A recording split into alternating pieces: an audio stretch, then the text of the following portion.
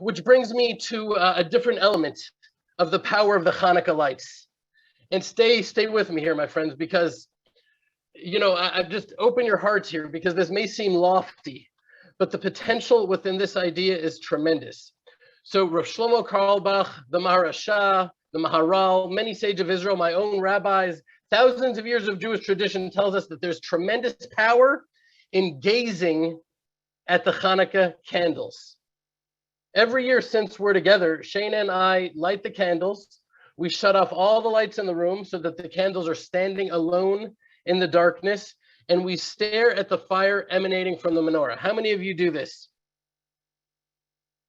A lot of you. I see a lot of you do this. It's such a primary idea. It's such a central part of my Hanukkah that I was actually going to call this fellowship Gazing at the Lights, because the light of the Hanukkah candles, the light of the menorah is ancient and powerful. And it does a true tikkun, right? A real fixing of our eyes. It can fix the way we see things. The truth is, it's actually reflected in the Shulchan Aruch, in the code of Jewish law, that if for some reason you're not able to light the menorah yourself, you still make the blessing for merely looking at the candles.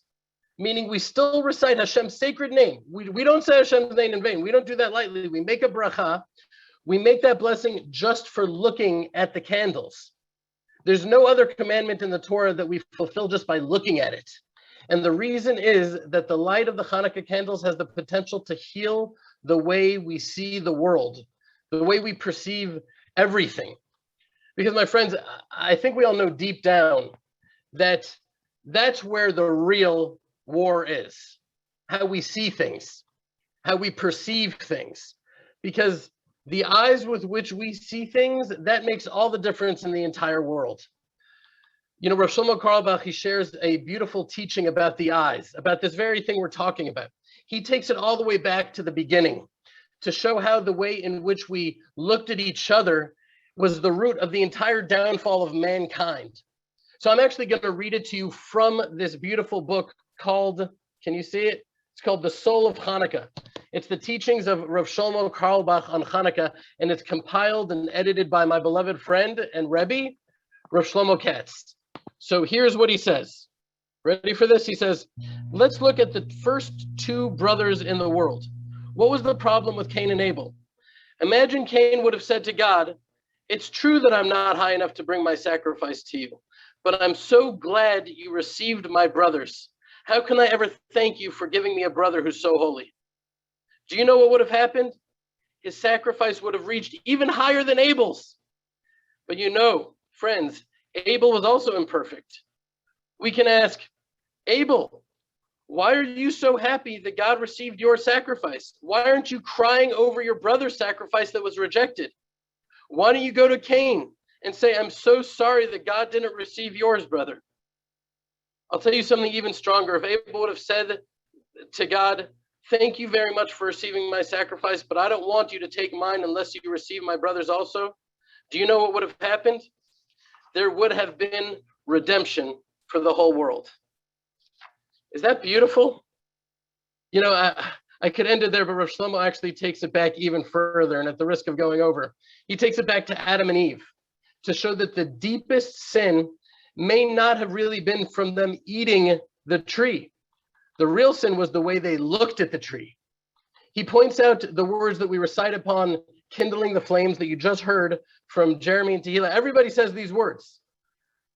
The slide is up a little late. It's okay. Everybody says these words. They take up prime real estate. You heard it from Jeremy. We say, Hanerud halalu sha'anu madlikin. We kindle these lights to commemorate the miracles and wonders which you have performed for our forefathers in those days and at this time through your holy priests. Throughout the 8 days of Hanukkah, these lights are sacred. And here it is. Ready? Ein lanu reshut lihishtamesh bahem ela lirotam bilvad. We are not permitted to make use of them, but only to look at them, in order to offer thanks and praise to your great name and your miracles, for your wonders and for your salvations. That's right. We cannot use the Hanukkah lights for anything other than to look at them. Now, here's what Rav Shlomo says. The downfall of the world began in chapter 3, verse 6. V'terah ha'isha Ki tov ha'etz lama'achal. And the woman saw that the tree was good for eating. The way Chava, this is what Rav Shlomo says, the way Chava looked at the tree was the beginning of all the darkness. The fixing of Hanukkah is when we look at anything in the world. Hanukkah is about the eyes and the fixing of the spies, because the spies looked at Eretz Yisrael, at the land of Israel, the same way that Chava, that Eve looked at the apple. What was the problem? I can look at something and say, can I use it or can I not use it? Is it good for me or not? I can look at Eretz Yisrael and think, is it good for me or is it bad for me? Just like the spies said, but the fixing of Hanukkah is that I'm not trying to use it for anything. I'm just so glad that it's there. And I have to admit, my friends, that this is something I struggle with because, like many of us, I fall victim to this as well. Not only with Torah learning, but like Rav Shlomo said, even with people, that's right, with human beings. I'd like to think that I don't do it often, and really I've been liberated from it to such a large degree, but at the beginning, there were times at the farm when there was such financial pressure that I would sometimes meet people and immediately wonder if they would be able to contribute and help us stay afloat. And I just saw them, can they be of help to me? And I think that there are times also when we do this in our marriages, and we think, is my spouse fulfilling my needs? We look at them and we think, am I getting what I want?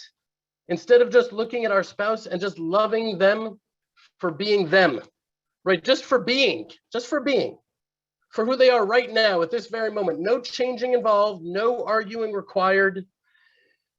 Maybe this Hanukkah, let's consider looking at our spouses, at our families, by the Hanukkah lights, by the candles, maybe tonight, and just focus on loving them just for being them. This highlight was taken from the Land of Israel Fellowship. Every week, hundreds of families from literally around the world come together on our live Zoom sessions to strengthen each other, to inspire each other, and to learn Torah from the Land of Israel, in which we connect the dots between the Bible, the Hebrew language, and the confusing events of our times. Go to www.thelandofisrael.com/fellowship or click on the link below to join. Thank you.